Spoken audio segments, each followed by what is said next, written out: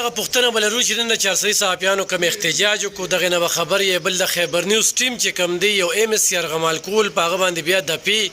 او د هغې باوجود چې کوم دی هغه دوه غټ هسپتالونو هغه انچارج دی نو په دې هکله جي څه به وایې؟ بسم الله الرحمن الرحیم. نن موږ اسمبلی کې دغه خبره چوته کړه چې د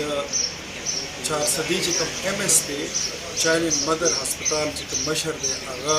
د صحافیانو په پوښتنه باندې چې هغوی صرف پوښتنه وکړه چې په هسپتال کې تا سره د کینولۍ غونه کې اوزار هم نشته سهولیات هم نشته او هغه بیا دواړه صحافیان بوزي په خپل دفتر کې حبس بیجا کې باندې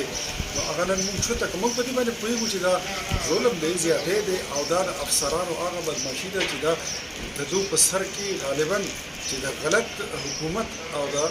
هغه خلک چې د حکومت په چل نه پوهېږي دا د هغوی لیګسي ده دا د هغوی وراثت دی چې دغه ځای ته ورسېدو د هغې موږ نن اسمبلی فلور باندې خبره هم چوته کړه او دغه مسله چې کوم دی منطقي انجام ته رسول هم دي چې آینده صحافیانو سره داسې قسم تسلط زما خیال دی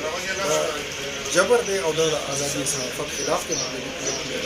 د خیبر نیوز د ټیم حوالې سره جي د خیبر د ریپورټینګ حوالې سره ستاسو خیبر نیوز ټیم او خیبر نیوز خو خیبر چینل ټولې د زمونږ د پښتونخوا زمونږ د پښتنو اواز دی او د صحافت د دنیا یو ځلنده ستوری دی چې دا د پښتنو اواز په الحمدلله مخکې خو به صرف په پښتو کې رسولو اوس په اردو کې چې کوم دی نو د ملک او د دنیا ګوټ ګوټ ته رسوي او د صحافت په دنیا کې د خیبر چینل د خیبر نیوز ایډیټي خیبر کې جو دا داسې دي لکه ګلدسته کې چې د څو ګلونو باندې